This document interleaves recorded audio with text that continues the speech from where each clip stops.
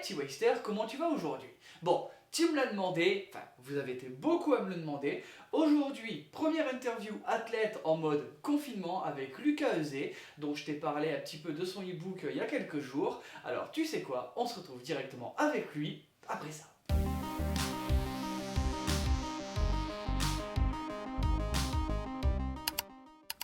Salut Lucas, bon bah déjà merci d'être venu, d'avoir voulu jouer le jeu de l'interview à distance. En plus bon bah c'est pas super facile comme ça de voir les expériences de tout le monde. Dis-moi justement, parce que bon, moi je te connais, on s'est rencontrés au Lyon Showdown, on a parlé un petit peu, même après par message. Est-ce que tu peux te présenter justement à la Team Waste? Eh ben, moi, tout simplement, c'est Lucas, j'ai 25 ans, donc je fais pas mal de CrossFit. Comme tu as dit, on s'est rencontrés là-bas parce que je fais pas mal de compétitions ici. Et sinon, dans la vie, à côté de ça, je suis coach, donc dans le CrossFit aussi, mais aussi dans le fitness. Donc voilà, après, je suis quelqu'un qui est pas du tout fermé sur toutes les pratiques, tout ça. Je suis pas un pro CrossFitter, un pro ceci, un pro cela. Donc voilà, je suis assez ouvert. Comme la discipline du CrossFit, normalement. Oui, tu fais pas partie des gens qui crachent sur ceux qui font de la muscu, c'est ça? Non, pas du tout, parce que j'ai mon meilleur pote, c'est quelqu'un qui fait que de la muscu, et je trouve que chacun trouve son compte ou enfin dans son sport, et il y a pas de, je trouve qu'il y a pas de souci là-dessus quoi. Ça fait combien de temps que tu fais du crossfit? Est-ce que tu as commencé directement par ça? Est-ce que tu as fait des autres sports avant? Comment t'en es arrivé là? Moi, ça va faire 3 ans et demi là que j'en fais du CrossFit. Après, je suis tombé un peu dedans, un peu comme beaucoup de personnes. En fait, j'ai fait beaucoup de rugby avant. J'ai fait plus de 10 ans de rugby, et suite à une blessure, j'ai découvert un peu le truc. Je suis allé un petit peu essayer parce que j'avais un peu plus de temps, et puis j'ai bien accroché, et du coup après j'en ai fait un peu en parallèle du rugby, et puis après au bout d'un moment le rugby je suis passé à autre chose, j'arrivais plus à trop me mettre dedans, et du coup je me suis dit pourquoi pas faire que du CrossFit, puis après ça s'est fait petit à petit, compétition sur compétition, et voilà. Est-ce que toi, tu as toujours voulu faire des compètes dans n'importe quel sport? Ou est-ce que genre tu t'es dit, bon bah voilà, le crossfit c'est cool, mais tu avais de suite l'optique d'être un compétiteur? Quand j'ai attaqué le CrossFit, je me suis pas dit je vais faire du CrossFit pour faire de la compétition, parce que moi c'était d'autres collègues du CrossFit, du rugby pardon, qui étaient allés au CrossFit, donc je me suis dit je vais essayer. Et quand j'ai fait mon premier WOD d'initiation, je me suis dit ah ouais, mais c'est terrible ça. Quand tu arrives en général dans le CrossFit, t'es un peu comme tout le monde, tu comprends rien parce qu'il y a 500 000 mouvements. En fait, tu vois que sur chaque mouvement, tu as plein d'étapes à faire pour arriver à les faire justement comme il faut. Et du coup, donc ça prend beaucoup de temps. Et en fait, là où j'ai eu le truc qui m'a vraiment dit je veux faire de la compétition, c'était pour les Open, je crois que c'était les Open 2017. Ouais. C'était mes premiers Open. Donc j'avais jamais fait de compétition, et dans la salle, bah, un peu comme toutes les box, on organise les choses comme ça. Et du coup, il y avait cette émulsion un peu de groupe. On était deux, trois à passer. Il y avait des juges, il y avait du monde autour qui gueulait. Et je me suis dit, ah ouais, mais ça, c'est terrible.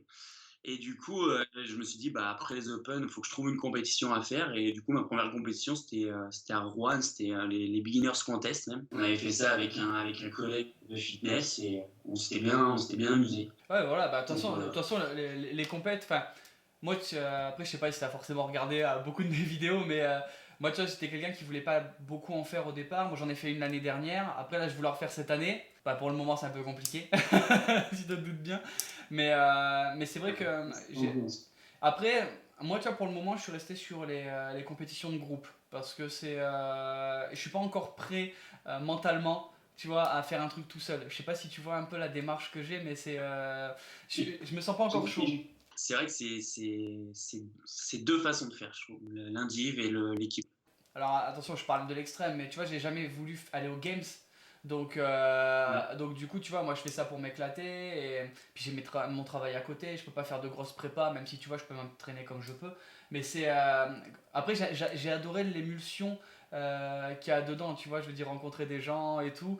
Après, pour en filmer dans mon vrai travail, tu vois, bah, comme on s'est rencontrés au Lyon Showdown, quand je filme des compètes indives, euh, des fois, tu vois, il y a l'ego de certains athlètes qui me gênent un petit peu, tu vois. Et j'aime pas, tu sais, ça c'est le seul truc qui me dérange un petit peu.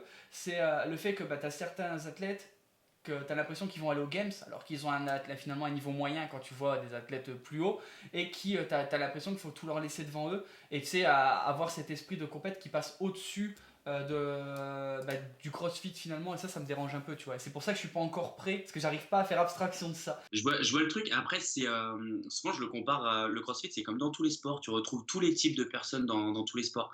Tu en as souvent je donne l'exemple au rugby, mais tu en avais, c'était les champions du monde, quoi. Ils jouaient, ils avaient on appelle ça le boulard au rugby. Ils avaient toujours cette sensation enfin, d'être toujours au-dessus de tout le monde. Ouais. Et c'est sûr que tu le retrouves de partout. Bah après, tu vois, c'est juste parce que c'est l'ambiance, hein, c'est pas, ça va pas plus loin, hein. Je pense que tu vois, c'est le cheminement. Je dis ça aussi, mais c'est peut-être un peu une excuse dans le sens où comment dire, c'est juste moi qui suis pas prêt, tu vois, pour le moment, et même mon niveau, tu vois, mon niveau il est pas prêt, clairement. Enfin, tu vois. Après, honnêtement, moi, je suis le premier dans la boxe quand il y en a qui commencent un peu à faire des compétitions en individuel. Je suis le premier à les pousser vers ça pour leur dire, comme ça, tu vas voir tes faiblesses, tu vas voir où c'est que tu pêches et surtout, tu vas te rendre compte un petit peu de ton niveau. Parce que souvent, enfin, je donne l'exemple, mais à CrossFit Lyon, là où je coachais avant, j'avais des personnes qui s'entraînaient à fond, mais qui voulaient pas s'inscrire à une compète parce qu'ils n'arrivaient pas à faire un double under ou parce qu'ils n'arrivaient pas à faire un exercice. Je leur dis, mais ça se trouve, dans la compétition, cet exercice, il va pas du tout tomber et tu vas te retrouver en haut du classement. Ou alors au contraire, tu es très bien là-dessus, mais tu vas te rendre compte que c'est ton point faible dans la compétition. Enfin, je trouve que en individuel, c'est le meilleur. Tu vois, moi je rigolais sur ça, si tu te rends compte que tu es une faiblesse à ce moment-là, tu vois ce que je veux dire. Là, tu vois ton ego. C'est sûr que l'ego, il peut vite en prendre un coup. Ouais. Après, je trouve que c'est la façon dont tu es entouré et la façon dont tu es coaché. Si derrière, tu as ton coach qui te rebooste et qui est là pour te mettre un peu les idées en place, je trouve que c'est bien. Par contre, si tu as un coach malheureusement qui t'en demande un peu trop ou alors qui est exigeant dans la mauvaise méthode un peu, là, ouais, ton ego risque d'encore plus te mettre six pieds sous terre, quoi. Je pense que moi j'y viendrai doucement après à mon niveau, tu vois, j'ai 30 ans. Enfin, je vais avoir 30 ans.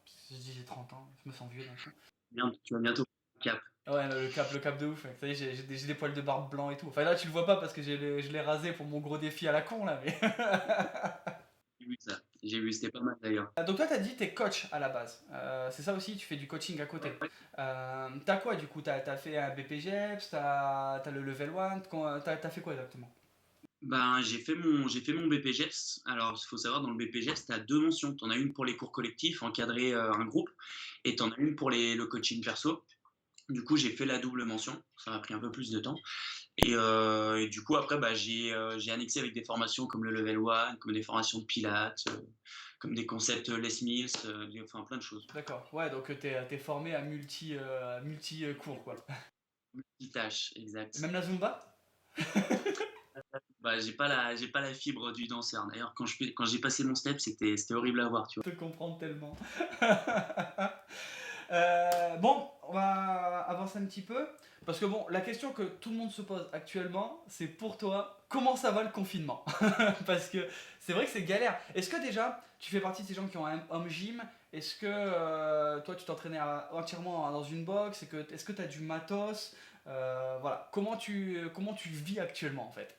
Alors, en fait, l'année dernière, avec mon petit frère, on a acheté du matériel pour justement pouvoir s'entraîner chez nous parce qu'on a un peu d'espace.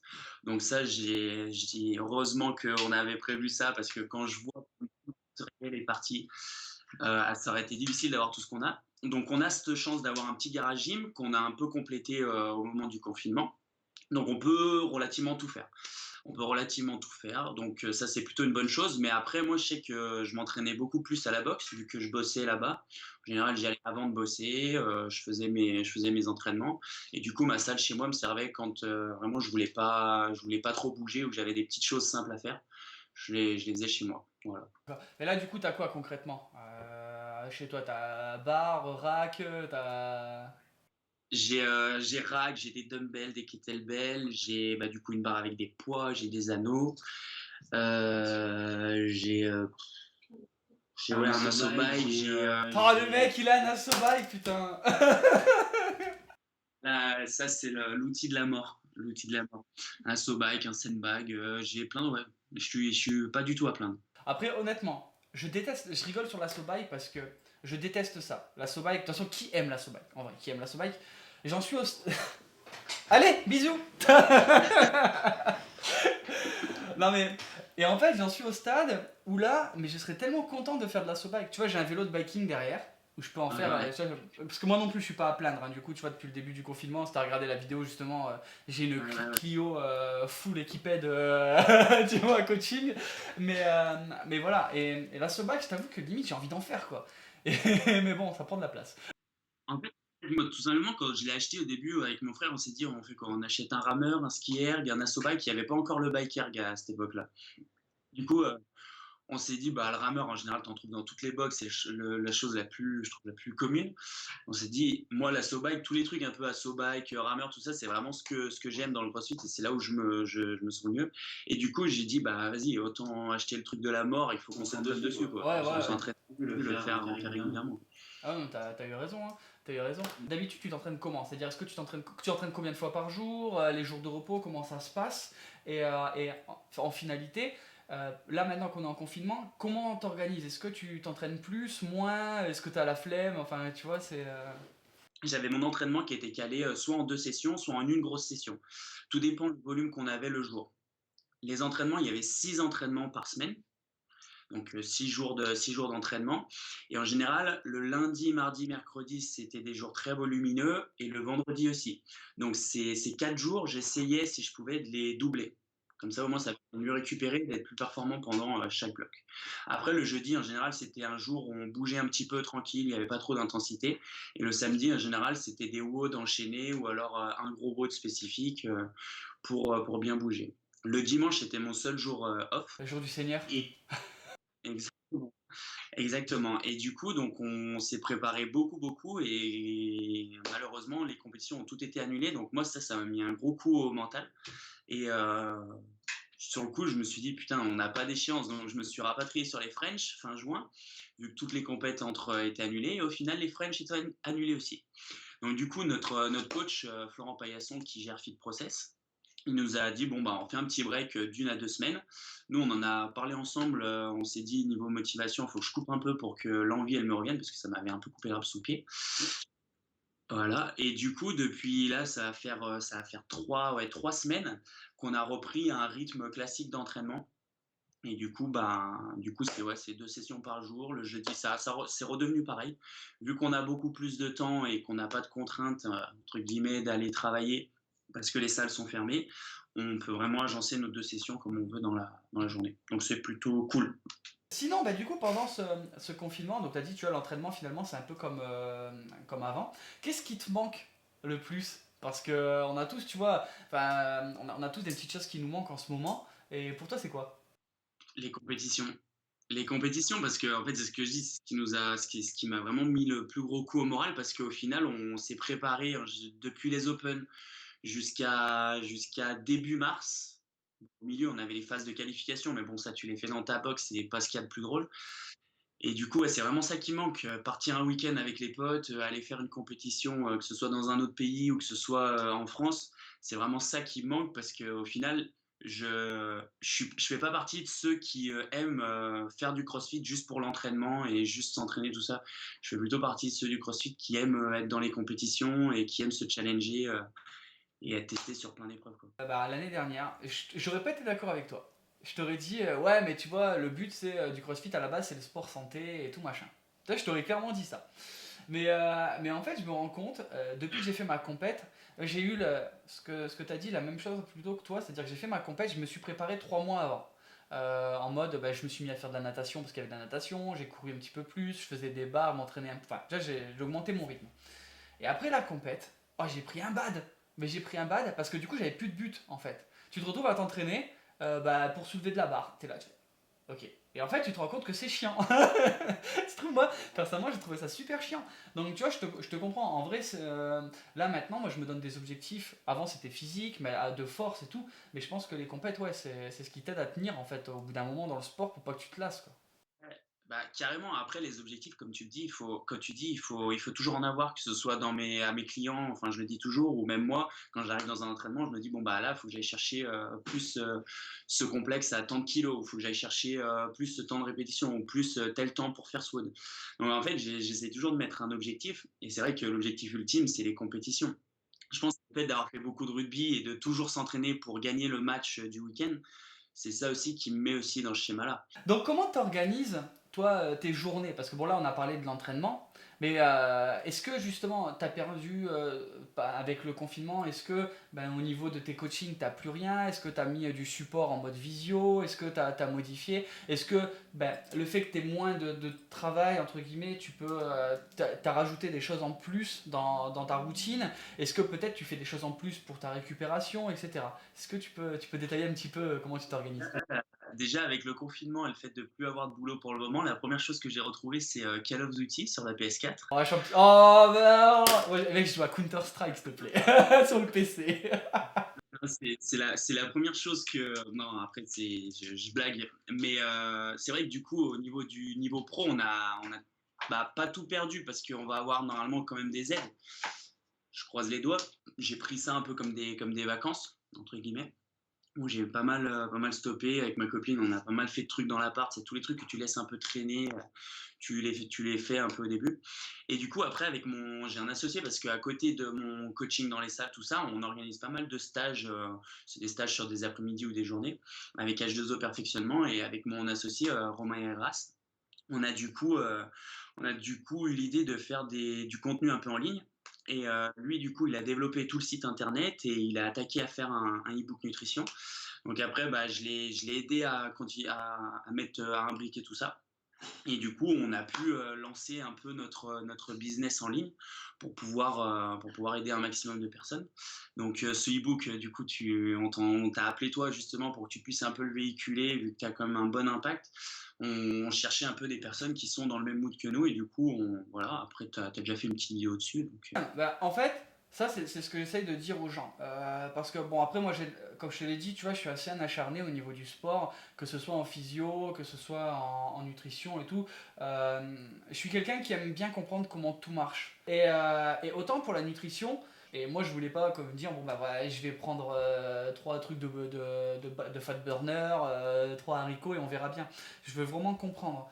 Mais finalement, même si j'ai cette base de connaissances, il y a peu de personnes qui s'y intéressent vraiment. C'est-à-dire qu'ils aiment bien des trucs qui marchent, mais sans faire 3 ans de nutrition, d'études de nutrition et de diététique derrière.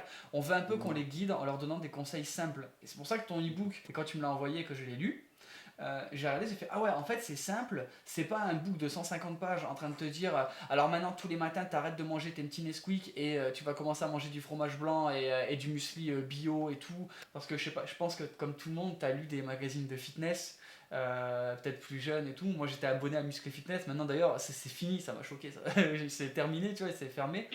Et on te propose des recettes à base de truites venant du fin fond de l'Alaska, des champignons bello, des trucs bordel. Il faut 1000 € pour toi tout seul de bouffe par mois. Bah non, en fait, tu vois, c'est une personne normale. Tu vois, je valide moi. des petits trucs à changer. Et nous, en fait, ça, on n'avait pas du tout l'idée au début de faire ça. C'est juste qu'avec Romain, dès qu'il y a eu le confinement, on a dit, bah, on va faire vivre H2O via les lives. Et on s'est dit, bah, le mercredi soir, on fait un live un peu questions-réponses sur une thématique. Donc, on demandait un peu la thématique aux abonnés. Et ensuite, le samedi, on fait sur un groupe privé un cours de sport en live. Tout le monde peut rejoindre, tous ceux qui sont dans le groupe. Et l'objectif, du coup, c'était à chaque fois de débattre d'une chose le mercredi. Et on s'est rendu compte qu'en fait, sur la nutrition, on avait énormément de questions, on avait plein de choses qui revenaient, et c'était toujours des fois des petits détails, que ce soit pour l'entraînement, que ce soit sur les habitudes alimentaires le matin, que ce soit sur quel type de repas, à quel moment. Et du coup, Rome, il m'a dit, faut qu'on fasse un truc. Il a commencé à bosser sur l'e-book. Et du coup, après, on a développé la chose, on l'a mis en format pour pouvoir le vendre sur le site, tout ça. Et du coup, on a centralisé, comme tu l'as dit, simplement là, c'est les 13 secrets du coup, parce que pour nous, c'est les 13 choses essentielles qui sont bonnes à mettre en pratique pour progresser sur ce point de vue-là, quoi. Ouais, mais après, je pense que c'est bien de mettre ça. Et moi, ce qui m'a plu dans ta démarche, c'est que c'est pas non plus des trucs stricts. Ce qui me dérange, tu vois, beaucoup du point de vue. Alors, c'est plus la muscu, même si le crossfit, malgré ça, ça y arrive. Parce que pour moi, la muscu et le crossfit, ils ont un problème. C'est que c'est les seuls sports où les amateurs s'arrachent plus le cul que les pros. Non, mais c'est vrai. Tu vois. Moi, Ouais, ouais. j'ai eu la chance de côtoyer, bah, de parler à Willy Georges et tout, tu vois. Et quand je les vois à midi, ils s'en foutent de bouffer un tiramisu, tu vois ce que je veux dire. Et je vois des amateurs qui sont là à ramener des tupers à Noël, quoi. Enfin, moi, ça me rend ouf. Et comme tu l'as dit, tu vois, tu donnes des astuces, mais t'es pas là en mode avec ton fouet en disant non mais attention, si tu t'entraînes pas une journée, tu vas tout perdre. Si tu manges pas, si tu cheats, que tu vas à McDo, bon bah c'est pas ouf, mais fais-toi plaisir, hein, comme tout le monde, tu vois. Moi je vais me déchirer la gueule quand je vais sortir, tu vois. Mais, euh, mais voilà, c'est ça qui est simple, c'est qu'on arrête de rendre ça aussi, de dire aux gens que tout ce qu'ils font c'est mal dès qu'ils font des petits écarts. Moi, tu vois, c'est ça qui me dérangeait et c'est dans ça que j'ai trouvé ton ebook était pas mal parce que justement, tu donnes des astuces mais sans donner un code de conduite en mode Nouveau Testament, tu vois. Et c'est comme dans tout, nous, à chaque fois qu'on enseigne et qu'on coach, on est là pour donner les clés, en fait. Nous, le coach, il est là pour encadrer, pour motiver, mais après, la personne, c'est elle-même qui va avoir les objectifs qui vont être atteints, qui va avoir du coup la performance qui va être là, ou alors l'apparence qui va se modifier. Et si la personne en soi, elle n'en est pas consciente au plus profond d'elle-même, ça changera pas trop. Je pense qu'on a tous vu cette personne qui est à la salle depuis, je sais pas, 5 à 10 ans, et qui a le même corps que quand tu l'as rencontré au début, qu'à la fin, ou alors même performance au début qu'à la fin, ou alors les mêmes discours au début qu'à la fin. Et en fait, si tu changes pas les choses simplement en faisant, entre guillemets, que ce soit ta volonté, et ben souvent, tu n'as pas ouais, la bonne progression que tu devrais avoir, quoi. De toute façon, ça se voit, mais c'est ces gens-là qui sont assez. Enfin, moi, sont assez drôles parce que je les vois plus à la muscu, tu vois. Mais c'est le mec que dès que t'as un peu d'évolution, on sait que tu t'es dopé. Direct, généralement, c'est ça. Et que tu le vois, le mec, il est le matin sur son petit vélo sans transpirer pendant 3 quarts d'heure en mode je fais mon truc et tout, que t'as l'impression que ça marche pas, tu vois. Mais Ouais, c'est. j'ai encore eu un client récemment. Il avait du coup toujours une grosse condition physique, toujours en train de s'entraîner, mais il avait une très grosse performance, mais physiquement, il n'arrivait pas à changer en fait. Donc en fait, on a bousculé son entraînement, on lui a fait changer un petit peu ses habitudes. C'est le principe un peu du CrossFit. Et en un mois, ça a été une grosse révélation, quoi. Donc en fait, il faut juste trouver la chose qui te fait accrocher au concept et bouger, quoi. De toute façon, un coach, j'avais fait une vidéo, là, ben, la dernière vidéo, c'était sur du coaching privé. C'est de savoir ce qui toi, va Ouais. te motiver. Parce que si tu vas t'entraîner et que tu es en mode, ouais, bon, en fait, je m'en fous de faire des box jump parce que ça me casse les couilles, on me demande d'en faire, au bout d'un moment, t'as plus envie, c'est relou, quoi. Je pense que tout est une affaire de proportion. Si t'as 20 ans, que t'as des capacités, que tu te dis, bon, bah, je veux aller loin, bah, tu fais les sacrifices qu'il faut, t'avances comme il faut. Après, si t'as 40 ans et que tu fais du crossfit et que parce que t'as pas fait de sport depuis 20 ans, bah déjà que tu arrives à t'entraîner 3 fois par semaine et à arrêter de bouffer de la merde, c'est déjà pas mal, quoi, tu vois. Je pense que c'est ça la clé. Ça remet en parallèle ce que tu dis, souvent les amateurs qui ont un ego surdimensionné, c'est en fait, ils avaient pas du tout, je pense, enfin pour moi, des fois ces habitudes. Et du coup, quand ils sont arrivés dans ce milieu-là, un peu de compétition, tout ça, ils se sont dit, bah, pour que je performe au maximum, que je sois le meilleur, du coup, il faut que je m'oblige à faire ça, ça, ça, ça, ça. Et des fois, du coup, ils passent du tout au tout. Et c'est ça qui crée, je pense, un ego qui est surdimensionné et qui fait que c'est des personnes qui sont pas, enfin, qui sont un peu détestables et qui t'as pas trop envie de côtoyer, quoi. Ça rejoint aussi, parce que j'ai l'impression que c'est tabou, mais pas tant que ça, parce que les gens, tout le monde en parle, mais personne n'ose l'avouer. On sait très bien que tu vois que il y en a dans le crossfit qui prennent des trucs. En plus, je te parle plus que de la protéine et de la créatine, tu vois. Moi, je m'attarde pas dessus parce que je trouve que c'est plus perdre de l'énergie qu'autre chose. Et je me dis, le seul truc qui peut m'atteindre, c'est arriver dans une compétition, faire un résultat qui est entre guillemets mi-bon et apprendre plus tard que des mecs qui sont devant moi étaient chargés. Chacun est en accord avec lui-même, hein. Ceux qui aiment bien tricher, parce que c'est de la triche pour moi, qui aiment bien tricher et faire ça, ils ont pas de face. Enfin, pour moi, ils ont pas de face, quoi. Enfin, c'est juste dommage. Moi, le problème, je parle pas du sport pro parce que le sport pro pour moi c'est un monde à part. Mais moi, c'est le monde amateur et semi-pro. Tu vois, machin. C'est que j'ai du mal à me dire que quelqu'un va bousiller sa santé parce que, comme tu le dis, tu vois, c'est de la triche, mais en plus, on sait très bien que c'est mauvais pour la santé. J'en profite hein, parce que ça me permet de faire un petit peu de prévention là-dessus. C'est que, ok, tu vas peut-être te charger, tu vas peut-être te développer un putain de physique, tu vas peut-être évoluer un petit peu plus que les autres et tout. Mais tu vas peut-être avoir des problèmes quand tu seras avec une meuf, tu vas peut-être taper un cancer dans 5 ans. Est-ce que tout ça pour ne pas gagner ta vie, pour gagner un pot de prot ou un complexe si tu as de la chance, est-ce que ça vaut le coup, tu vois? Enfin, moi c'est ça, c'est si t'es pro, ok, c'est ton choix, comme tu dis, chacun fait ce qu'il veut, c'est sa face ou pas, tu vois. ça, je trouve, ça rejoint aussi l'ego, hein.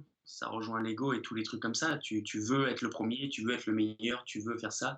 Du coup, bah, tu prends un raccourci et au lieu dans ta tête te dire, bah putain, je suis peut-être pas fait pour ça, il faut que je l'accepte et que je fasse autre chose, bah non, tu l'acceptes pas et tu veux franchir la rivière en, en fabriquant un pont un peu tout pourri, quoi. Que ce soit le crossfit, la muscu ou tous ces sports de santé plus ou moins, on a tendance après à prendre des valeurs, que ce soit autant sur sur la nutrition, sur comment s'amuser, peut-être qu'on va se mettre moins de cartouches au niveau alcool, etc. Des choses qu'on fera plus. Et mine de rien, mais je trouve que ça, tu sais, ça limite les interactions sociales avec les gens autour de toi. Parce que les gens, ils comprennent jamais. Je prends l'exemple des compléments alimentaires. Quelqu'un qui va boire une bière et manger une pizza devant toi, personne ne va rien lui dire. Toi, tu prends un shaker de prot, on te jette des cailloux, tu vois. Je sais pas si tu as vu le reportage d'Arte sur un monde obèse, ça Non, s'appelle. je l'ai pas vu. En fait, c'est un reportage qui dure 1 heure et demie et qui explique en fait, je vais vulgariser la chose, mais que les gros ne sont pas gros par leur faute. Tu vois ce que je veux dire? Entre guillemets, en fait, t'as tout un lobby bah, tu sais, de l'agroalimentaire, enfin, de tout ce qui touche à la mondialisation, qui fait que du coup, ça pousse à la vente de merde et à la création de produits tout pourris et que les gens le consomment sans en être conscients vraiment de ce que c'est, tu vois. Et le reportage, il est assez intéressant si tu as l'occasion de le voir ou même si Même si j'arrive à trouver le lien, c'est ce que généralement Arte ils mettent tout sur YouTube. Alors si je retrouve le lien, je le mettrai même tu sais, en petite fiche. ça te marque l'esprit, tu vois. Pour en revenir à l'alimentation et tout, c'est. Que tu vois McDo, les pubs qu'ils font, Burger King derrière, les trucs sympas, venez machin. En fait, on vous met des bons steaks.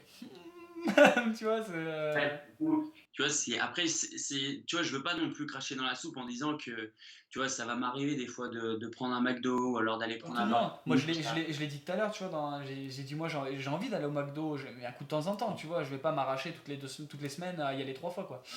Mais tu vois, quand tu vois ce truc, après, dans ta tête, tu te dis, est-ce que je vais continuer à aller là? Bah, pas plutôt aller au resto du coin, tu vois. Enfin, tu verras. Tu sais, ça te met un bon impact niveau psychologie. Pour recentrer un petit peu, donc tu as parlé d'H2O de ton e-book. Qu'est-ce que tu proposes d'autre justement avec H2O pour le moment, ou peut-être avec une petite exclusivité mondiale, ce qui va arriver? L'exclusivité mondiale, on peut en reparler. On a déjà teasé pour début juin la sortie d'une programmation complémentaire. Alors, quand je dis programmation complémentaire, ça veut dire que nous, on ne veut pas aller sur le marché des progrès compétiteurs, des progrès de boxe ou quoi que ce soit. Mais nous, ce qu'on veut, c'est créer des petits blocs supplémentaires qui durent entre 30 et 40 minutes pour améliorer soit son haltérophilie, soit sa gym, soit son cardio. Et du coup, après, on va mettre en place tous ces petits blocs qui dureront environ 3 mois. Et l'objectif, en fait, c'est que la personne qui a fait son WOD d'1 heure avec son coach à la salle, elle puisse prendre un petit programme et faire des choses simples, répéter des trucs avec des vidéos, tout ça. Parce que souvent, enfin, je le sais, quand tu es coach, tu enchaînes tes heures de WOD et du coup, une fois que la personne a fini son WOD, tu peux plus la voir ou tu peux plus la voir et lui dire bah fais ça, fais ça. Et du coup, nous, on s'est dit on va aller un peu sur ce terrain-là et encore maximum la technique des personnes et la force des personnes, tout ça. Ouais, donc ça sera pas une prog 100% open gym entre guillemets, ça sera plus la prog que tu fais en plus de ta box, quoi. Exactement. On peut appeler ça ouais, une prog complémentaire, quoi. Ce sera des petits blocs spécifiques sur, comme je t'ai dit, sur tout. Tu vois, on va en sortir plusieurs, faire toutes les petites vidéos qui vont bien, et voilà. De toute façon, avec Romain, là, on est en train de vraiment, vu beaucoup de personnes se disent on se fait chier, on n'arrive pas à faire ça, on s'ennuie, tout ça. Et nous, on a vraiment rebondi là-dessus en faisant, du coup, en faisant mûrir toutes nos idées sur du papier, et en mettant en place ce qui est enfin, ce qu'on peut mettre en place, quoi. Et, euh, et du coup, donc, ça en découle cette petite programmation qu'on avait dans la tête depuis un moment, mais voilà. Non, franchement, c'est cool. Déjà, ça fait plaisir de pouvoir parler, de pouvoir expliquer un peu tout ça, parce que finalement, bon, moi, nous, on s'est un petit peu parlé derrière, mais j'aime bien un peu expliquer l'envers du décor de tout ça, que les gens ils découvrent un petit peu l'idée. Là, le truc qui est cool aussi, c'est quand tu achètes une prog toute faite, ça va te couper du monde de ta box en fait. Tu vas faire ton truc. Ouais. Et pour moi, à part si tu es excellent techniquement, te couper complètement en open gym, c'est le meilleur moyen de faire de la merde très rapidement. Donc là, tu vois, si tu continues, tu as toujours tes coachs qui te donnent des conseils. Et derrière, par contre, imaginons que ta conditioning il pue, bah, tu prends ton module conditioning et tu avances derrière, quoi, tu vois. Et c'est exactement ce qu'on veut créer. Du coup, c'est pour ça qu'on a mis en place ce site internet pour après pouvoir véhiculer tout ça. Et puis, on fera des petits teasers, on offrira des petits programmes. On va s'organiser avec Romain et toi derrière tout ça pour essayer de justement de satisfaire un peu tout le monde, quoi. En tout cas, merci d'avoir fait l'interview. Bah, j'espère en Et tout cas que ça a donné envie à tout le monde aussi bah, de découvrir un peu le site. De toute façon, il y aura tous les liens, ça va apparaître là et tout, hein. Si vous voulez les liens d'e-book, bah, pareil, ça sera noté en dessous. Et puis, bah, écoute, j'ai envie de te dire, passe une bonne fin de confinement. J'espère que le retour aux salles, même s'il n'est pas prévu pour tout de suite, il se fera bien. Et puis voilà, écoute. plutôt sur les parkings et dans les jardins plutôt là pour l'instant là. En ce moment, c'est Bon voilà, bon, comme je te disais, Lucas, donc entraîne-toi bien, bah, prévois les prochaines compètes, tiens-nous au courant. De toute façon, il y a tes petits liens aussi pour te suivre sur les réseaux sociaux. Et puis bah à bientôt. eh ben, merci à toi, bye tout le monde et puis normalement la saison des compétitions devrait reprendre en septembre, on espère. Donc rendez-vous en septembre. Bon voilà les amis, j'espère que bah, ça vous a plu, que découvrir un petit peu Lucas, bah, c'était cool. En tout cas, moi ça m'a fait bien plaisir bah, de vous présenter le premier interview athlète, comme je vous avais dit bah, au fur et à mesure. En attendant, la vidéo, elle est terminée. Si t'es pas là, laisse un pouce bleu, abonne-toi. Si tu veux rejoindre la team et voir un petit peu plus de l'enfer du décor, n'hésite pas à me rejoindre sur Instagram et Facebook, les liens ils sont dans la description. Si tu veux soutenir les projets et porter les couleurs de la team, sois encore un petit peu patient parce que je peux toujours pas aller à la poste. Et nous on se retrouve pour le journal des crossfitters tous les jours et pour une vidéo un petit peu plus complète chaque mardi et vendredi. Allez, ciao ciao.